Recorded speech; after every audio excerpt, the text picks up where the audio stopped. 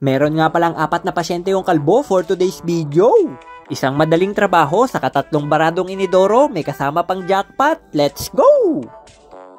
So ayun na nga guys, dito muna na destino si Kalbong Seaman TV sa loob ng barko. Wala daw munang magtatrabaho sa labas, sabi ni Boson, kasi madulas, maraming yelo.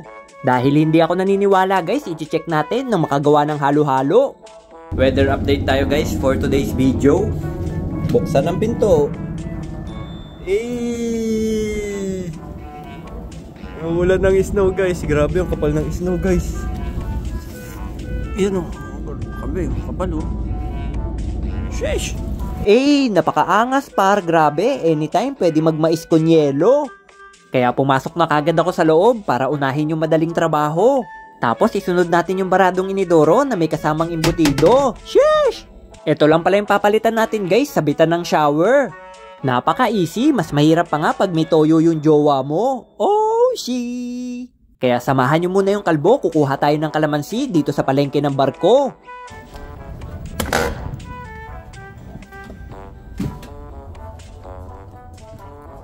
Kuha lang tayo ng pyesa guys. Nandito lang yan sa taas. Yan lang yung ipapalit natin. Brand new, mayaman si mama. Ito pala yung marupok na pinaglumaan, pagkatapos gamitin, ipagpapalit rin sa bago, fresh na fresh. Sheesh! Saglit lang pala ilagay ito guys, ipasok mo lang, higpitan yung screw, tapos ibalik yung takip.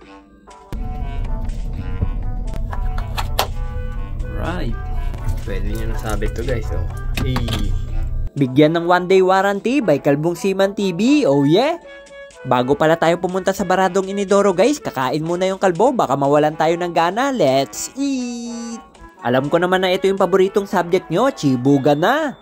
Uy, espesyal pala yung pagkain natin ngayon guys. Kung nakita nyo yung piniritong isda, minsanan lang yan. Kaya lulubos-lubusin na natin bago pa tayo makakita ng chocolate sa bowl, alright! Tignan nyo naman yung sausawan guys, talagang hindi tinipid sa dami ng sibuyas, ginawa pang sabaw. Sheesh!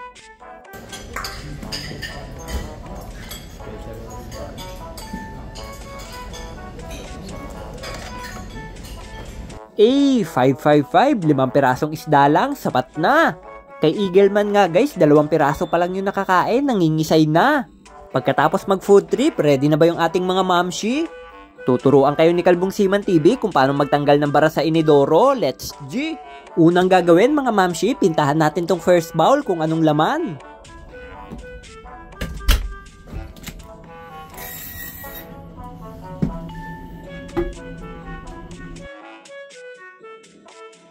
Oh! Puro tissue guys.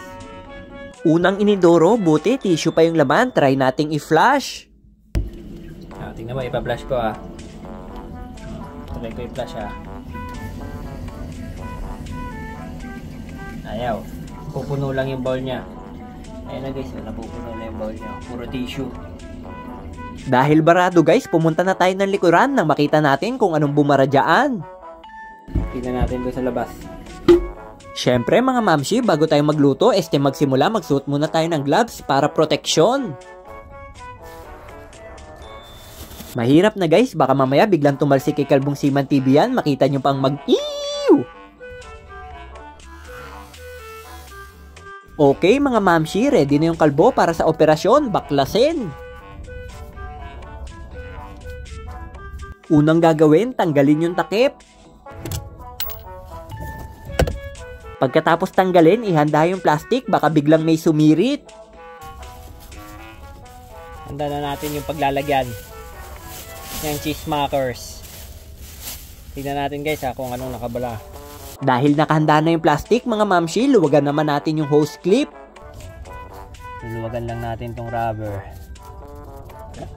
Handa natin tong pangharang. Ito yung pangharang na vacuum natin. Tignan natin guys kung anong bara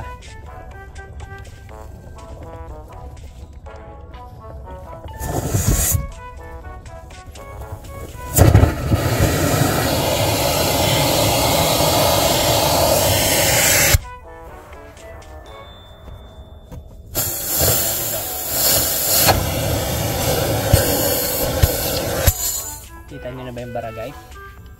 Yung bara guys Mas okay na yan mga mamshi, tissue lang yung laman kasi yung sunod na inidoro may kasama pang imbutido. Sheesh! Try natin bunutin gamit yung long nose, sana all matangos. Side lang natin to guys. Yan, nasahod ko lang yung dyan oh. Splicing lang natin yan. Yan, daming tissue oh. Puro tissue. Tissue oh. Dahil natanggal ko na lahat ng tissue mga mamshi, try naman nating i-flash kung effective ba.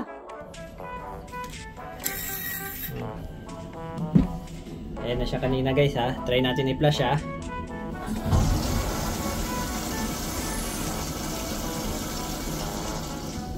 One more try.